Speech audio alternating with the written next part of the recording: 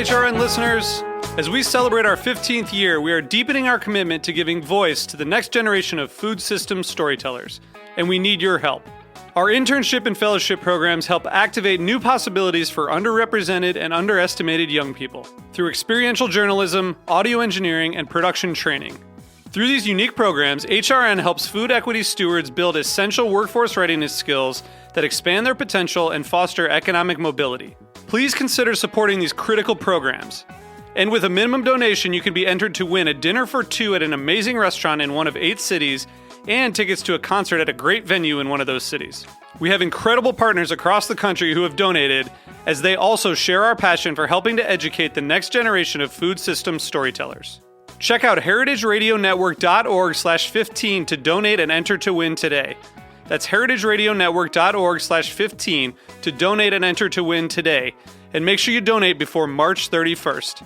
Thank you. This episode is brought to you by Cart Driver, Denver's home for wood-fired pizzas, fresh oysters, seasonal market plates, cocktails, and conversation. This week on Meet and 3, meet 4 of our HRN Hall of Fame inductees. These prolific individuals are writers who have changed the way we talk about food. We'll take a look at the journeys that shaped their literary voices. I was heading off into the unknown to spend my junior year of college in Paris. We'll explore the culinary landscape they work within. You know, it was that whole self-made American idea that you can just kind of create a new world from scratch, including a new way of eating. And look at the transformative effect that their work has on what we eat and where it comes from. It gets down to management deciding that humane handling is important. You've got to have management that cares. And if management doesn't care, then you're going to have a bunch of bad stuff. You can learn more about HRN's 10th anniversary Hall of Fame at heritageradionetwork.org/Hall of Fame. And don't forget to subscribe to Meet and 3 wherever you listen to podcasts. That's MEAT+THREE.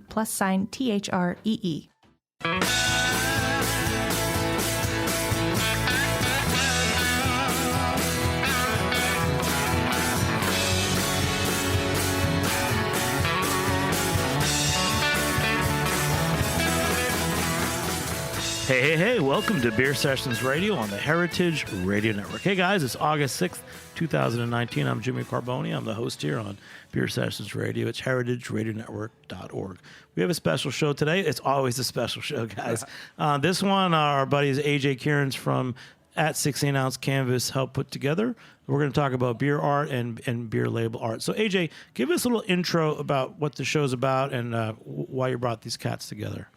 Thanks. First, Jimmy, thanks so much for having me here today. I'm really excited. The reason that we do it, it's a 16-ounce canvas, the art of craft beer. We try to feature the artists and designers who help bring your favorite beers and breweries to life. I think that we started about 3 years ago with the focus on being the idea. It's just kind of a crazy idea we had one night about branding and the idea that cans were really becoming the preferred kind of format for beers. You know, we were seeing a lot of it with some of the early folks of like Tired Hands and Treehouse. We're just putting stickers on, and from there you really kind of see where we are today. And so it's just been really an exciting story to hear. Some folks, you know, are full-time staff, some are freelance, and we're just trying to introduce people to everyone's story and where they come from. And you brought 2 designers in, so let's the 2 designers, just give a quick intro. So we have Daniel F. Birch, who does work with Barrier Brewing Company, as well as Alewife. He's a double hitter. And then we have Earl Holloway, who does work with KCBC right here in Brooklyn. Hey, great. And our good friend Josh Bernstein, who's a beer writer. Many of you know him. Josh, you've been writing about beer art, beer cans. Tell us why and what you've been covering. Yeah, I think beer can art really presents this really unique opportunity for people. We're in this era right now where we don't hold our albums anymore, that we don't have the sort of tactile connection to our substances, but I think beer cans really provide this new canvas for people to really embrace. And so you get to bring the beer into your body and take in the art with your eyes. And so it really provides this really unique opportunity to combine 2 distinct disciplines together. That's great. So Earl, and Dan, I've known you for years. You did a bunch of Jimmy's Number 43 stuff. Sure did. Yeah, actually, the Beer Sessions radio logo was designed by Dan.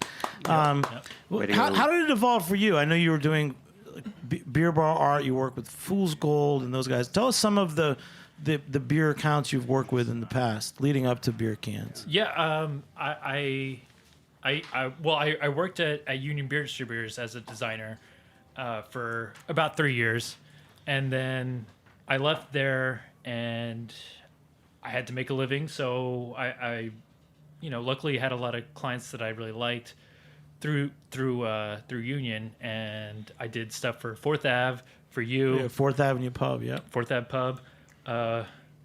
And then all of Patrick Doniger's bars, Alewife, Fool's the Gold, Rocker, Jeffrey. Fool's Gold, the Jeffrey. So... And you take more of an illustration approach, don't you?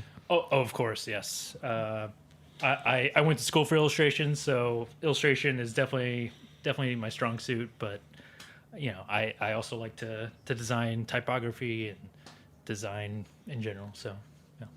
Do you think these cans offer a new sort of like artistic avenue for people coming out of art school? And I mean, some of the pathways have been taken away, and so but art, like the beer can art with like new cans coming out every single week, provides sort of like this endless stream of potential work. Oh, definitely, yeah. I mean, it's totally like what you said with the album art, because that's what I was into. Like I loved having like an album and seeing the artwork, and yeah, this is the next avenue.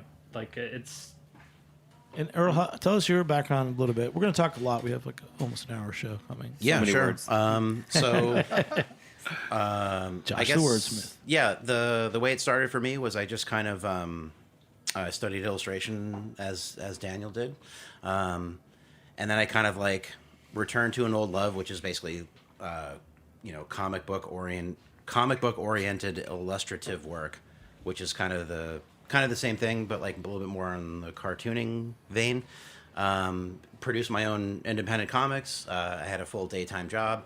I was wholly committed to just making my own work for myself and people that were into what I was doing. And then, poof, I didn't rub the bottle, but a genie came out and asked me if I wanted to work for KCBC to produce all their labels, and I said, yeah. You brought you're gonna tell us because you brought KCBC cans. Yeah. What beer is that, sure, and what's on the label? So this is Il Purgatorio. It's an Italian style Pilsner. It's very, very drinkable, especially for the summer. I would say the number one thing that you need to know about this label is that Gamork from The Neverending Story is referenced right in the center with sort of a smoldering throat. Yeah, it's pretty cool. You got to look at the can. We're not going to talk about it too much. But so AJ, tell us, 16-ounce canvas, beer art. You've been obsessed with this. Yeah. Originally it was an idea that I had, and I didn't think, to be honest, I didn't think we'd be this far. I had a few, it was a few drinks probably in. I bounced around the idea with some friends. They said I would listen to that. And I spent months researching, because about 3 years ago you couldn't pick up a can and it'd say labels by Dan or by Joe or whatever, and now the breweries have really seen the importance of that, and they'll put their hashtag or their Instagram on the cans, which is makes my job a lot easier. But so we early on we called it our first 12-pack. We're playing off the beer puns, and at that point I thought, okay, that was it, we did it. And then I started getting a lot of messages, hey, what about this person, that person, and now we've interviewed about 130 artists over 12 countries. And probably about, if you count some of the artists, probably over 150 breweries. And it's really nice because there's that chase to have an original look, but people's hard work, their hustle, the story that got them to that. One of the great stories, David Paul Seymour, who does burial cans, he used to be an architect, and he spent years being an architect, doing gig posters and band stuff on the side, and went through a few variations of jobs. He got laid off, and his wife was like, why do you keep finding, going back to these jobs you hate when you love doing this? And now he's probably one of the most popular, beer artists. And he does, and so it's really nice just to see those stories that are bigger than art, about just kind of, everyone here in the room does something that they love. It's bigger than themselves, and they put their heart into it. And it's not always easy, But look at Josh's, he's on his, your 6th book, your 7th book? Yeah, number 5. Good heavens. Oh, sorry. It's okay. Right. It just seems like 6 or 7. Right. And nobody cares anymore. Right. Another book? Did you just do one? Right. We first met at the Craft Brewers Conference in Nashville, and he was literally a man on the street, promoting his book and being out there. And so it's just inspiring when you see everyone's stories that it's bigger than art. You know, and I can't really draw very well and what have you, but I just see it as a bigger story, which has been inspiring to me in a lot of ways. Great. And Dan, you introduced me a while ago to AJ by email. Oh yeah. Told me about 16-ounce canvas. So just give me a little more some backstory, how you met him and. Well, it was AJ had Earl on the show, and Earl recommended me onto AJ's show, and so circular thing. I just thought. Well, he should be on this show. So yeah, and so you mentioned some artists and labels like Burial. You guys tell me about some other artists who are making great labels and some of the breweries that are making labels we should check out. I mean, I know like locally we had Greenpoint a few years ago when we did the show. We liked Greenpoint Beer and Ales. Yeah. Who do you guys like now? Pipeworks is always great to me. They always have really unique, compelling art, and Half Acre 2 in Chicago always has really fun stuff. Yeah, that's Phineas Jones for Half Acre, and then Pipeworks is really cool. And that's weird because, like, for me, when I see the beer cans, like, I don't really see them much now as much beer. I see them as the artist. But yeah, Pipeworks is great because they do a collaborative. They probably have like 4 to 6 different artists that do their works. But then you have Mike Lawrence at Tired Hands. You know, have Carl Grandin who does Omnipollo, Kevin Simo with Trillium. Bowery West. Yeah, right. Bowery West is a collaborative. They have different artists all over the place. They have a lot of like street artists like Nikos and some really cool folks who do some really unique stuff. But it's not only art. Like I never thought that topography, like you were saying, Dan, like you like to do topography. I never thought that was really. I kind of early on, I didn't do a lot of type folks who came on. But when you realize that people are making their own font face and the whole alphabet, and they're really, there's a brewery outside of Philly called Neshaminy Creek Brewing Company, and JP Flexner, he made an entire, A through Z to be unique to them. And so people are doing things. I did the same thing for Alewife as well. Right. You don't realize it, and it's these little intricate details that kind of, for a sports fan, right, you say they don't show up on the scorecard, and they're really kind of cool to find out. We did Dan and I did a work party in the middle of the winter, like running low on vitamins and like no sunlight or whatever. And he's like, I gotta get out of my apartment. I gotta come over. And I'm like, yeah, you should. And then I saw what he had to do for the day, and it was all typography, like literally hand making a single font for potentially a beer that was not going to be replicated. It was just a one shot.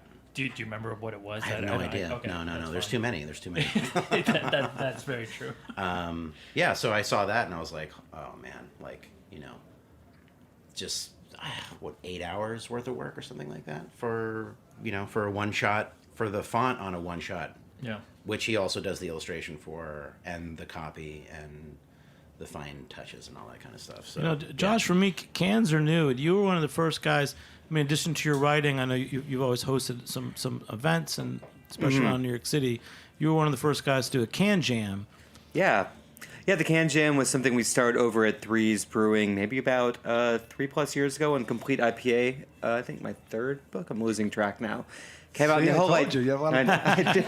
Well, the whole idea Homebrew was that World. That was a good one. I like Homebrew World. The whole idea was that there's all these cans out there that are sort of limited edition. They're hard to get. So instead of having people wait in line, why not bring everybody together in one place all together where you can't take these beers home, but you have to have them on premise, on site, and share them with people too. And I mean, what really struck me about it too is that it was all the enjoyment factor too, but people were taking pictures of these cans nonstop, and so you'd watch these giant pyramids of cans slowly grow over the course of a day as everybody got one can after the next. And it was really this, very heartening thing to me that it was A, bring people together, and B, they're also sort of cherishing the art just as much as they were cherishing the liquid.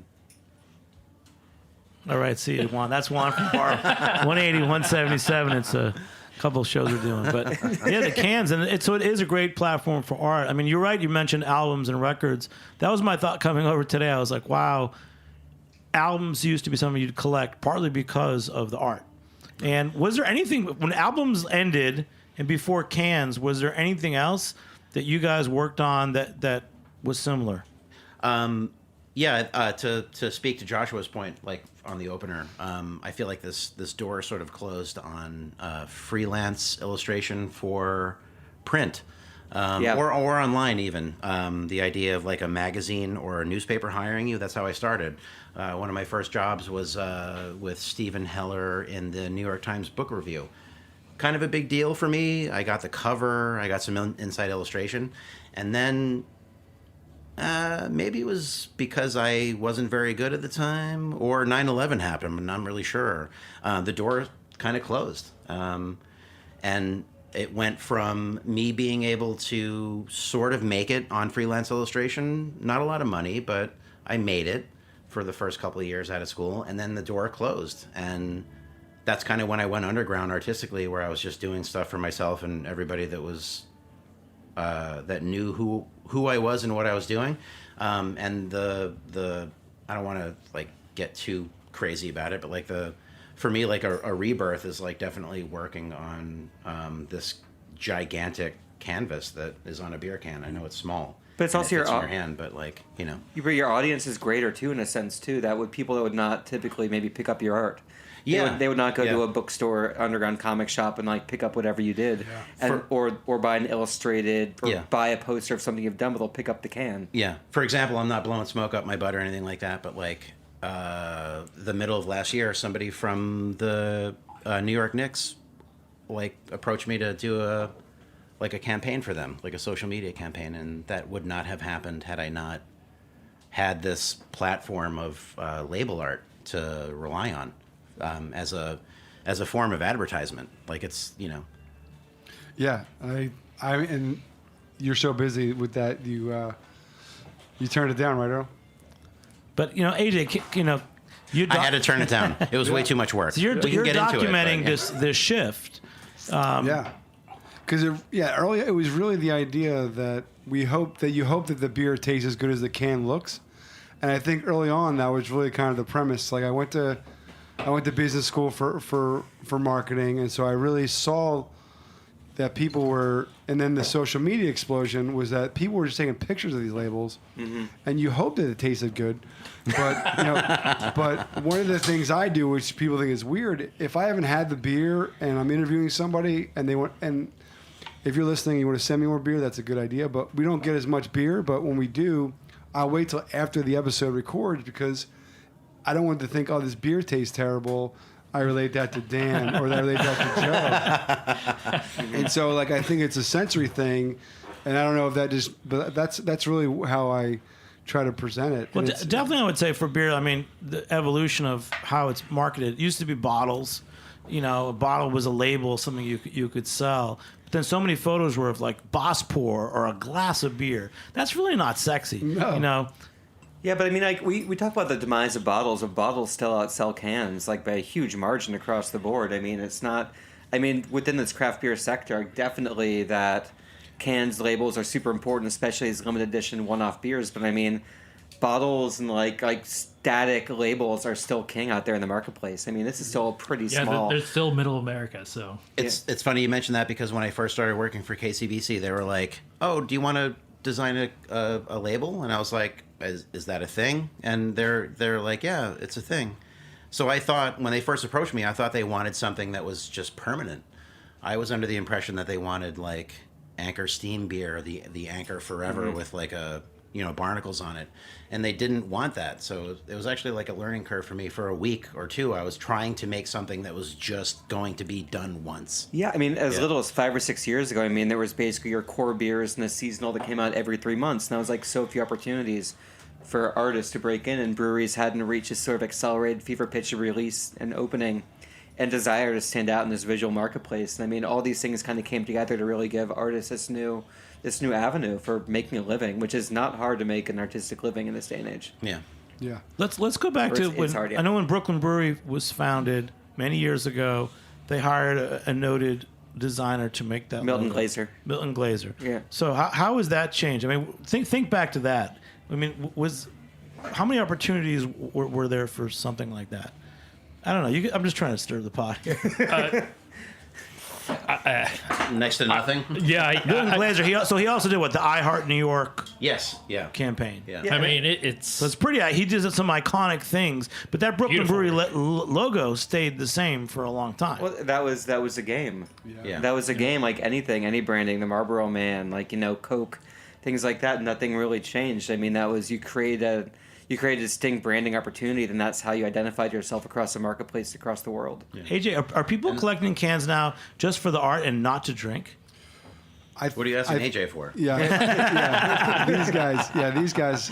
I've seen that. I've seen people. I get messages all the time of their collections in their their garage, and they'll build shelves, and they have this whole wall. There's a woman I follow, Chelsea. She used the hashtag Label Love out of Pittsburgh, and she makes these awesome like framed artworks that are just all the cans inside, and it's wonderful. I mean, They're it's full really, cans or empty? I think they're empty.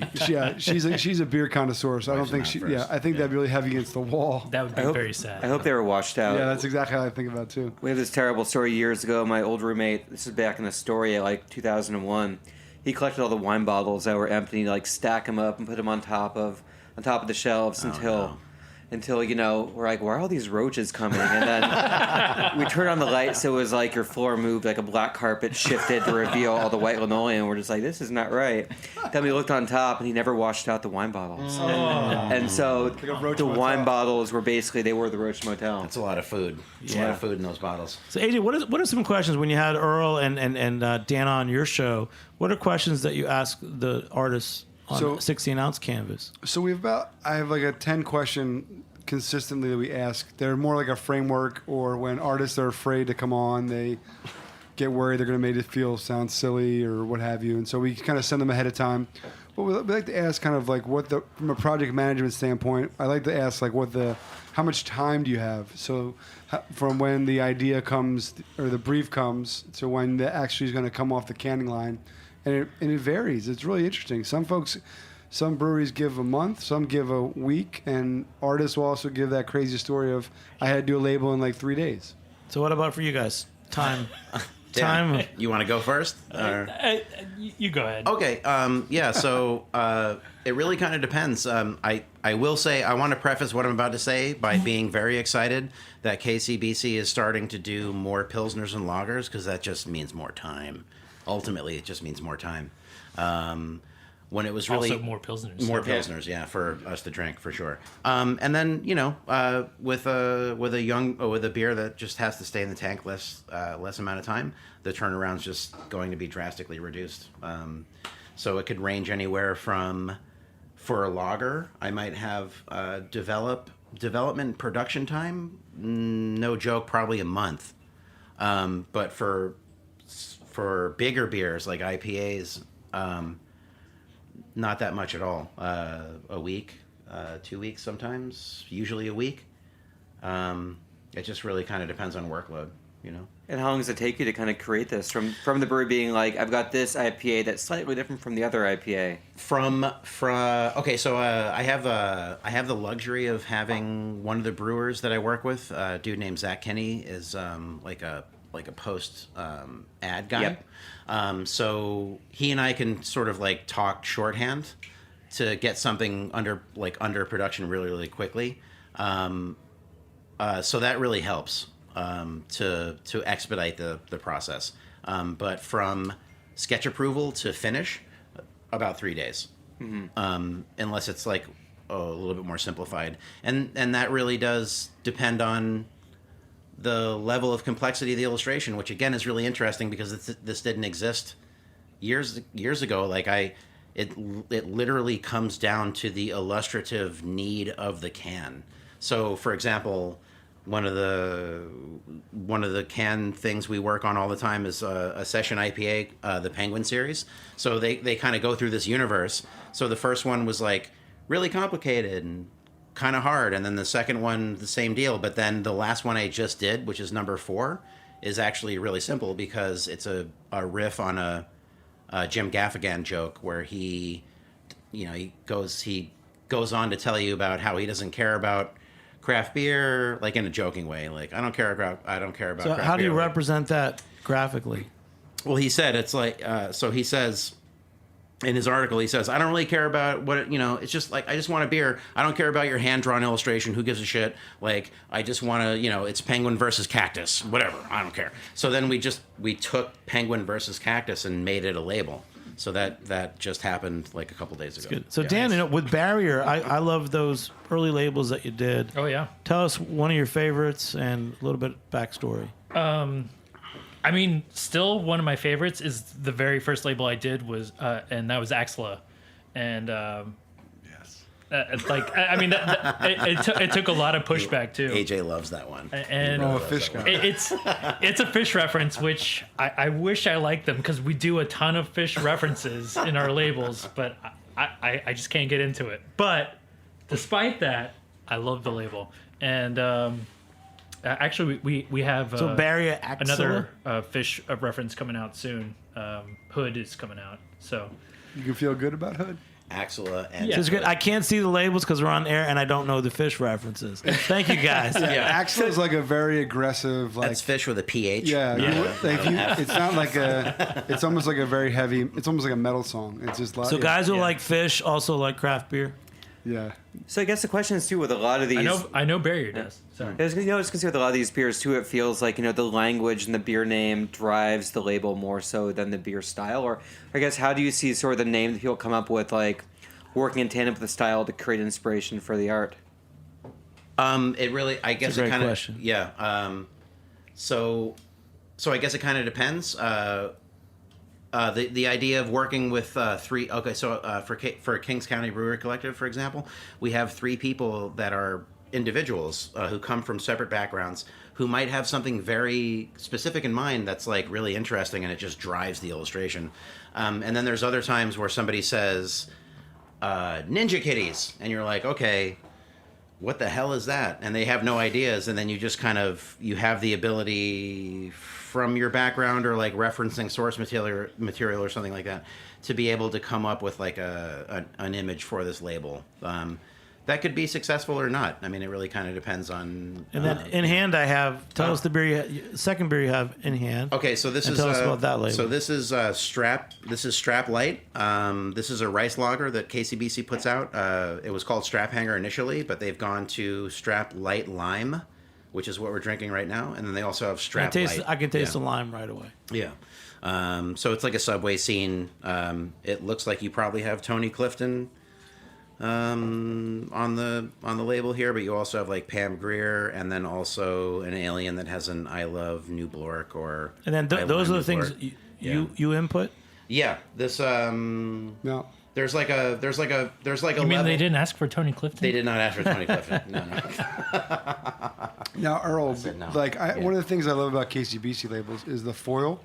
I think that what I've come to realize is like that's definitely not cheap to do that level of the foil you see on the boombox and the level. Is that when you're drawing that? Do you do that, or do you have someone who decides that? I don't do that. I want to be very clear. I don't do that. Are you surprised? So you're surprised when it comes out like that? Sometimes, yeah, for sure. Cool. Usually You're saying comes, that like chromy aluminum foil. It's expensive to do. Let's that. talk about that. So all from the design principles. to actual production in hand. So unlike Daniel, I have a secret weapon. Her name is Christy Borg. She was a packaging designer that was basically on the ground before I got to KCBC. They had been canning very, very small amounts for about 2 or 3 months before I came on. So she is a graphic designer. She was a packaging designer for KCBC before I got there. So she and I work in tandem, which is really nice because I literally would not be able to do the scale of illustration that you see on a KCBC can if it was not for Christy Borg's packaging design. Because she is the person who handles the font. She is the person who puts packaging together. Yeah. Great. Hey, we're going to take a short break. We'll be back in a minute on Beer Sessions Radio. All right.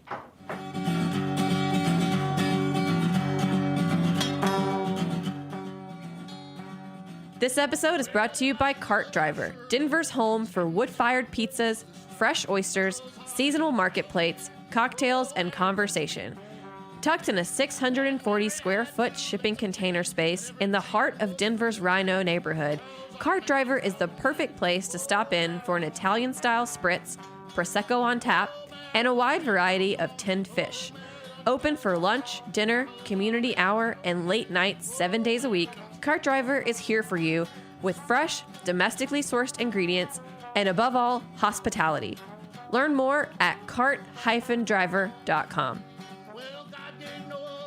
Sign said no more water than a fire next time. My hose army got drowned there. Oh, Mary, don't you weep. And Moses stood on the Red Sea shore, smote that army with a 2x4. My hose army got drowned there.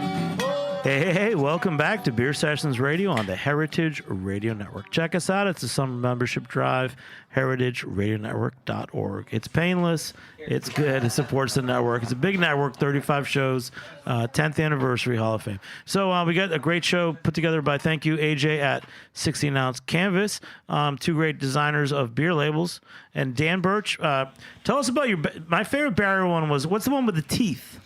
That's Money IPA, and that's Evan. And everyone knows that beer. To me, Money IPA was the first really great New York City area, West Coast style craft IPA. Yeah,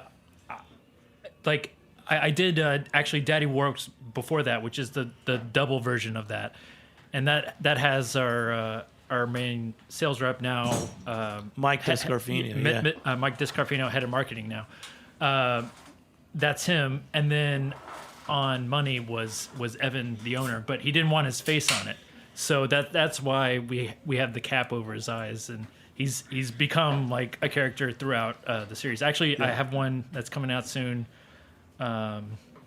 with what's the collab?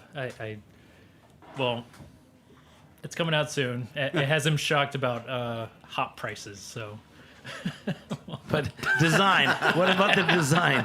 So the money look. I like the teeth thing. That's what that's curious about, like how you get this. So you've kind of got your interesting illustrations on KCBC, but the teeth and that Money IPA look. Where did that come from, Dan?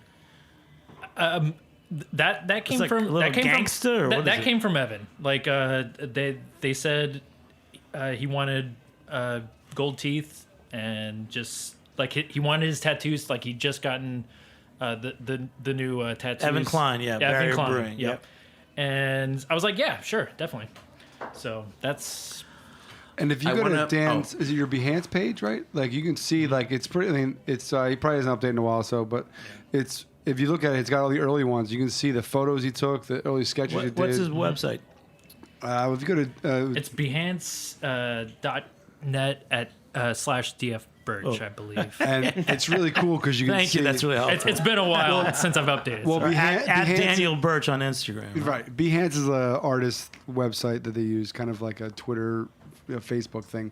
But yeah, I remember early on seeing that, and I always love the artists, who show the behind the scenes stuff. I love early sketches where you can kind of see where it goes. And so Dan had the kind of these case studies of, the Axilla and about 5 or 6 different ones that he did early on. And so it's just a testament to how busy he is. He can't update it. I think I always say if the artist's website is updated within the last 30 days, then they're not really they're not as busy as they could be. Right? So I got a question because with Barrier started off doing the 16-ounce. I think it was 16-ounce bottles. So it was like it was like 500 milliliter bottles. Yeah, so 500 milliliter. So how did your design process shift from doing bottles of that size moving into cans? Great question. Well, I mean, it was just more space, so it was better. Things were better. So. Is more space always better? Because more space means more things to fill. And with limitations, creating within limitations is great, but also creating within vast. I didn't know how it would go, but when we switched over, it was definitely more fun. And there was actually a collab that we did with Magnify in Jersey, which. This was 2 years ago. Had we done it with the full label, it would have looked like an explosion, and it would have looked like it was going on the can. But I didn't have, that extra room, so that would have helped that label. So I guess for you guys, how important or how fun it is for you to put in Easter eggs into your design, like things that make you happy, things that maybe nobody else will get. I would just go ahead and say that. Well, he put Tony Clifton in. The way illustration works on these, I Alan feel and Tony like... Clifton from Two Boots Pizza. Yeah, exactly. So, what movie was that from? No one even knows. No. Tony Clifton, Pam Grier. I don't know either. So you, sorry, some Jimmy. of these, you're asking about Easter eggs. There but was a razor blade hidden in Pam Grier. No, wait, that was See, but Josh is asking about Apache Easter 13. eggs and things. At some point, does everyone get the reference? Some of you guys know the fish references. I mean, do you think? And AJ, how quirky do these have to be? Like, are you hiding references that certain people get that make it more collectible? Well, no, if you talk to them, they'll get excited. Like one guy would... I love talking about my references. Patrick Henze out of Philly, he does for Abomination Brewing, he always puts his daughter's initials in the artwork. So it's kind of a nod to his daughter. He's like, a proud father. And then like JP Flexner out of Philly, I was mentioning before, he gave me a nod as an Easter egg in one of his most recent labels. He had a hop that was on the beach hanging out and did a slew of tattoos after the interview, and he put the hashtag 16-ounce canvas on his arm, and then we talked about an album that we both really liked, Green Day's Kerplunk, and so it was that with the Green Day flower, like the famous flower, right next to each other, and it was their official beer for the Van Warped Tour. It went out to market, and then I saw it, and I was pretty dumbfounded that never really happened before, and so yeah, some artists you can tell by their style if they're photorealism, it's probably a little more difficult, but when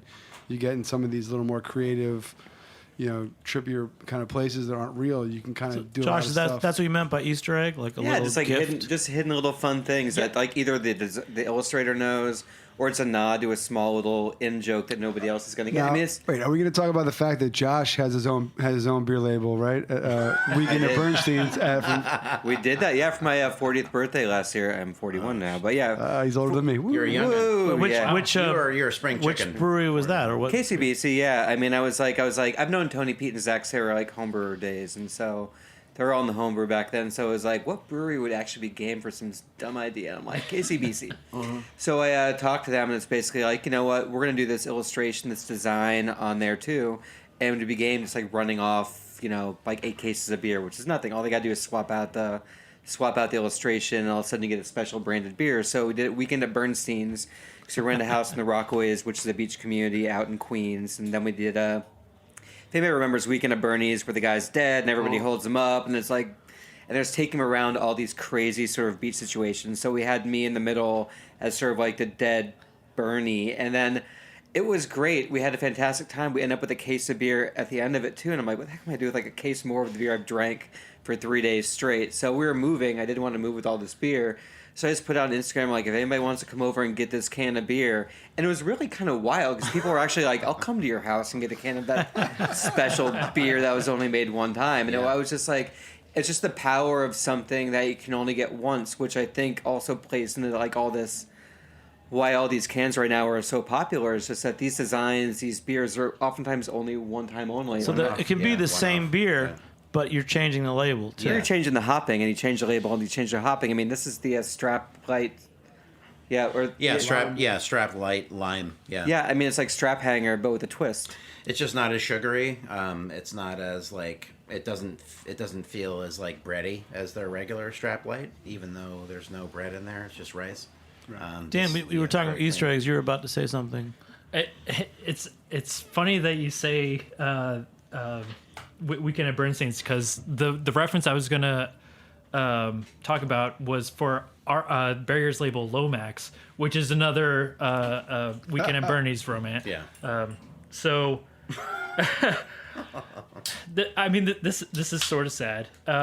Evan's dog had just died, and so as a tribute, the dog that's on that label catching frisbee is Evan's dog that had just died. So that was for the dogs. Well, cheers to you guys, man. Yeah. AJ, I bet you can taltalk all night about this, but I could. One of the ones, like, I think that we were talking before about the one-offs. I think early on they weren't one-offs, because really our first episode we did was with Dan Blakesley, who did Hetty Topper, and I always say, like, if I was going to do a Mount Rushmore of beer labels, or I think that Hetty Topper would be one of the first. And he's a traveling kind of like troubadour musician, and he was in Vermont doing, working on his gig poster, which are really cool. And John from The Alchemist saw him at a coffee shop and said, "Hey, I really like your art and your style. Like, would you think about helping us do some and Hetty Topper, and he did Focal Banger and Holy Cow. Like, those two beers, Hetty and Focal, were staples that never changed probably for over a decade. And so it's really kind of cool to see that. My friend Craig Gilbert with New England Brewing Company, he did Gandhi Bot, which was actually got a lot of heat for that one over time. But like for a while, they were really they didn't really change, and so it's really been interesting to see like how a variant, you add a new fruit or whatever, and it's like, okay, we need a new label. Where early on it wasn't really like that. I've got a Dan Blakely T-shirt for my wife. Grew up in New Hampshire, from the Elvis Room, this old dive bar, which was really popular in Portsmouth, New Hampshire back in the day. Look, that's how we connected. I saw he posted something as a writer, and I was like, "Is that a Dan Blakesley?" And he's like, oh, "How did you realize?" And it wasn't the focus of his post, but it was like, Actually, Josh, how did you start writing articles about beer art? I mean, were you asked to do that, or that was your interest? Your eyes just saucered. I don't know. I mean, it's like, how do you write about anything? You notice something and you ask yourself why. I mean, it's just kind of like, why did art become popular? Why did we have this visual fascination in our culture? Why did social media take over in this sense too? And like, how important was it? And how, you just watch all these things start happening. Because can art was not. I mean, it was pretty basic and pretty simple. Bottle art was not exactly something. It was very. You go back to the 90s and 80s. I mean, it was terrible. I mean, it was like somebody got like an apple and then like had like some rudimentary cut and paste thing, and they're like, here's a beer label, it says porter on it, good to go. And you just watch things get more evolved and more intricate. And I mean, as the beer styles like changed, the art changed too. I mean, it's not just the beers that changed. I mean, like the driving of double IPAs, Imperial IPAs, like goes as all these things open up this whole new avenue of artistic expression that didn't exist previously. I mean, for me, like I saw the explosion of like beer art happen like while I was working at Union. Like this was like 6-7 years ago now. Probably am. And I think Prairie was like the first one that was like doing really wild and crazy artwork. And I was like, I mean, besides like Hetty Topper and stuff, but those guys, like, I'm really glad to see that they're still pumping out pretty cool stuff. But when they started out, like they were like, I can do that. Josh, one of your articles, you mentioned that Stillwater, Brian Strumke said that. What did he say? That I have no idea, Jimmy. Okay. I write so many articles. I read it. It basically said that Strumke said that a couple of his classics, Cellar and Stateside, were reinvigorated by the can art. Yeah, I mean, reinvigorating the art has changed a number of fortunes out there too. And I mean, you don't want to drink you drink with your eyes first more than that's what draws you in there. Mm-hmm.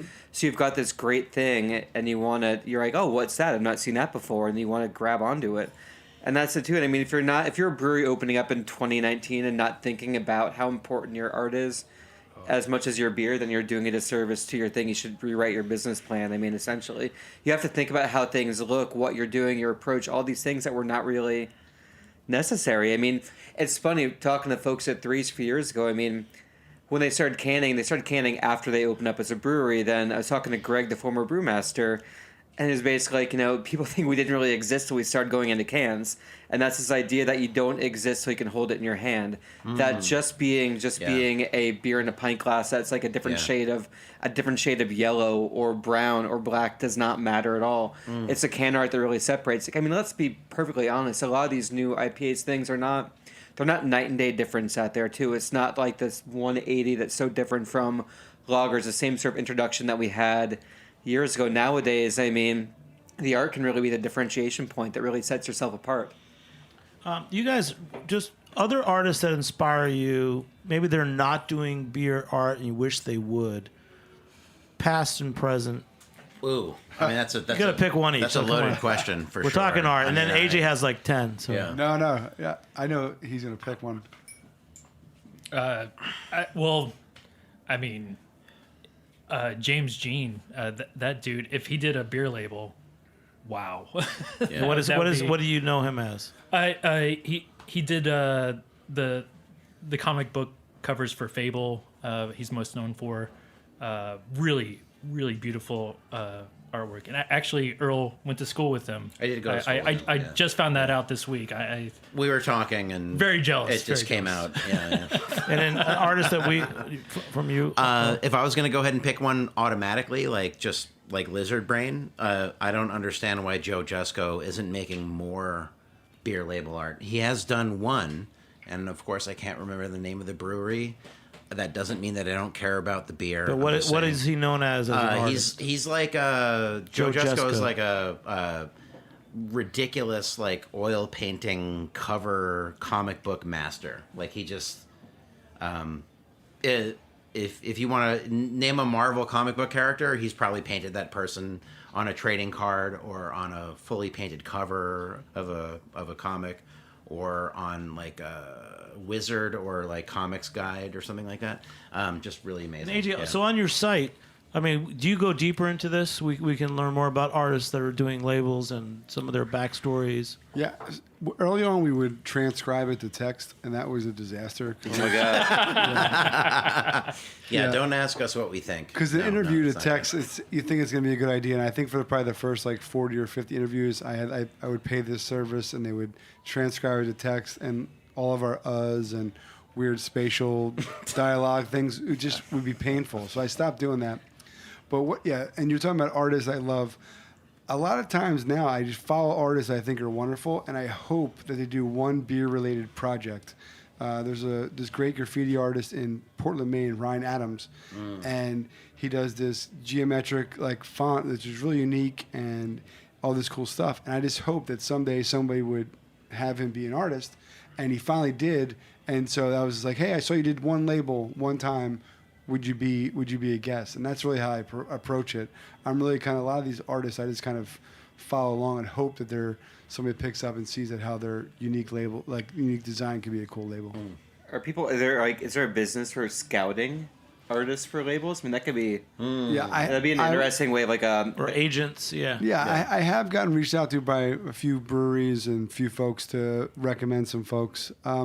If anyone's listening and can figure out a way to monetize what I'm doing, let me know. But it's really just kind of I'm a good networker, and I put people in touch with people, and we got some stuff that's happening. And then going back, so the old way was you had one great label, one great logo. Yeah. For the designers, tell me one great beer label from years past that you liked, that you think is good design. That's a good question. I mean, as design goes, I think my strongest has been with Alewife, which I started just a year ago, and I think that's a toss-up. I really like Thousand Stars, and I really like Electric Rhino. Like those two turned out really nice, and like the typography on both of them, and everything's. And you're gonna do a lot more with Alewife too. Yeah, I have 2 labels due this week for them, as well as 2 labels due for Barrier. So I have a very packed week. Pat, Dan's working on him right now. He's got his sketchbook out. Yeah, I haven't stopped sleeping. Drawing, Yeah. Earl? If we're talking about myself, I would say probably the Strap Hanger label was like a real kind of a breakout label for me, like really early on. Kind of encapsulating an entire culture of from left to right, like it's all there kind of a thing. But my first label artist would be Ralph Steadman for Flying Dog. Oh, I feel like that was like a real moment where I was like, oh wait, somebody's making this awesome art for a throwaway container. It's kind of, I hadn't thought of that before. Kind of crazy. I have so many of those original labels. That's totally what got me into craft beer too. Ralph Steadman. I mean, but they probably would have looked better on a can than on a bottle, right? Probably better on a can. Yeah, I'm gonna go ahead and say that right now. Yeah. Ralph Steadman, if you're listening, it would have been way better on a can. Yeah, I try to. Yeah, I've reached out to his people and Evan Cohen, who does Hudson Valley. Those are 2 of my bucket list. But I would say. Here in New York, Evil Twin Brewing. If the cool thing, Martin Jusessin, you look at their labels and you think they're pretty simple, like the Big Jesus and Bikini Beer and all that stuff. But if you look at it, all of their art and design are based around a triangle. So everything they do is based around a triangle. He did the glasses at Torst, which is one of the best beer bars in the world, and they break it down. All right. Wrap it up, AJ. All right. Let's go. The label Evil Twin. What's the name of the Evil Twin? Martin designer Ducesson. again? Martin Ducesson. So he's great. And the glasses for Torst, the triangles are based on tiers of pours. So an 8-ounce pour and a full pour. So there's the bottom of the triangle and the top of the triangle where they get a full pour. So it's like design and function. What are they, Danish?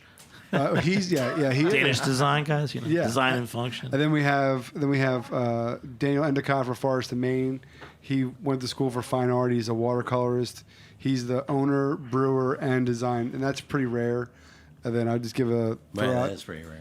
Yeah, I give a little quick out to Sophie de Hawkins for Whiplash in Ireland, and she does like collage style, which is all done by hand. We got to just go at 16OZ Canvas on Instagram, and at Daniel Birch, and at DF Birch. DF Birch, and you're what? Funny Bones? Funny Bone stuff. And then Josh, you got to wrap it up, the wordsmith. Again, beer can art. So like, we used to have Grammy awards for I know art directors that won Grammys for record Matt Varnish. albums. Yeah, Matt Varnish. Yeah. What about beer cans? I'm just going to reiterate. I mean, they're a new art form for the 21st century, the new art form for the way that we drink now.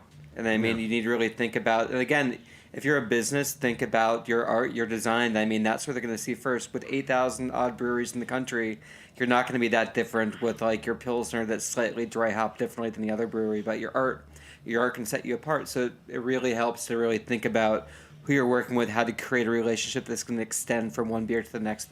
Great. And last one, so Earl, talking about that difference in pills, in Italian pills made by KCBC, why that label again?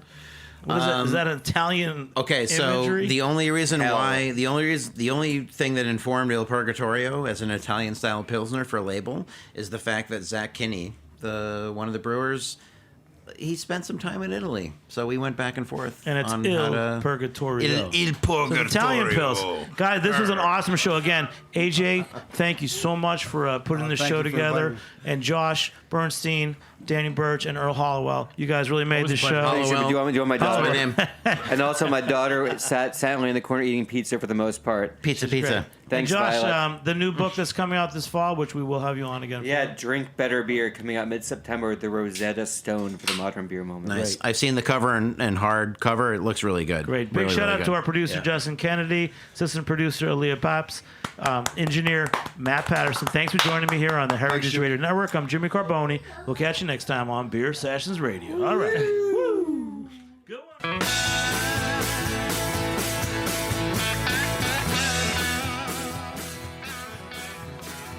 Thanks for listening to Heritage Radio Network, food radio supported by you. For our freshest content and to hear about exclusive events, subscribe to our newsletter. Enter your email at the bottom of our website, heritageradionetwork.org. Connect with us on Facebook, Instagram, and Twitter at heritage_radio. Heritage Radio Network is a nonprofit organization driving conversations to make the world a better, fairer, more delicious place. And we couldn't do it without support from listeners like you. Want to be a part of the food world's most innovative community? Rate the shows you like, tell your friends, and please join our community by becoming a member. Just click on the beating heart at the top right of our homepage. Thanks for listening.